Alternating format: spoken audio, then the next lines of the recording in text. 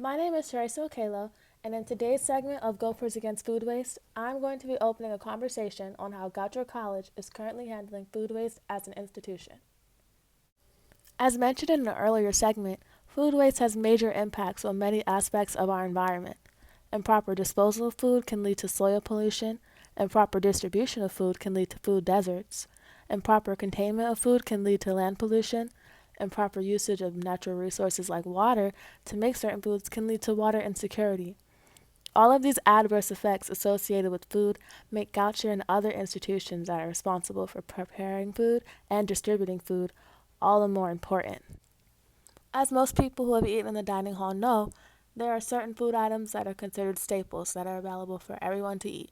For instance, on a typical Monday in Mary Fisher, in the char section, you can definitely rely on there being some type of fried potato product like curly fries or tater tots, some type of meat like a beef burger or hot dog, and a plant-based meat substitute like black bean burgers.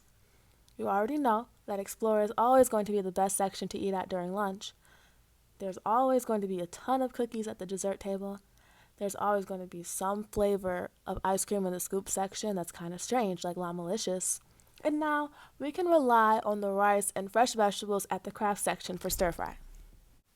Mary Fisher certainly has a lot to offer in terms of variety of food. However, this begs the question of how Goucher's food management is handling these issues of food waste and pollution. To determine this, I decided to investigate two major questions. The first one being, where does the food go after the dining hall closes at 8?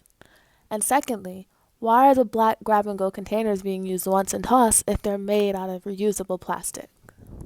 Upon interviewing the dining services manager at Bon Appetit, Goucher's food service provider, I was able to get these questions answered. In response to the first question of where the leftover food goes in the dining hall after dining hours are over, I received 3 answers. The first one was that the food that can be repurposed will be kept and reworked for a different meal shift. For instance, if white rice was being served in the dining hall for dinner and a sufficient amount of rice remained, then the remainder would be used the next day for fried rice during lunch, which is definitely not a bad idea as it prevents the unnecessary disposal of food. The next answer was that Bon Appetit is currently paired with a company called the Food Recovery Network, in which excess food is donated to give to those in need, which is extremely practical and works to relieve hunger in communities. And the final answer that I received is that the rest of the food is just tossed in the trash. For instance, food that is prepared in the hot section of Grab and Go is just discarded, alongside the actual plastic that the food was kept in, which is not the most sustainable model for disposal of food waste and plastic.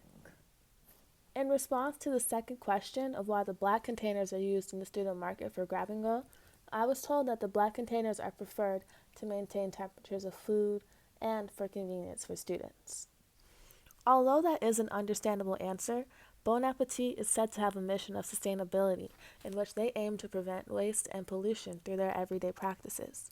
However, the one-use black containers raised a few concerns for me because tossing reusable plastic containers is certainly wasteful and is not the most sustainable method of food disposal and plastic disposal. With all of this being said, the remaining food waste and irresponsible use of plastics are still problems that us Gophers need to solve and problems that we will discuss solutions to in the next few episodes. Thank you, and make sure you tune in to our next episode of Gophers Against Food Waste.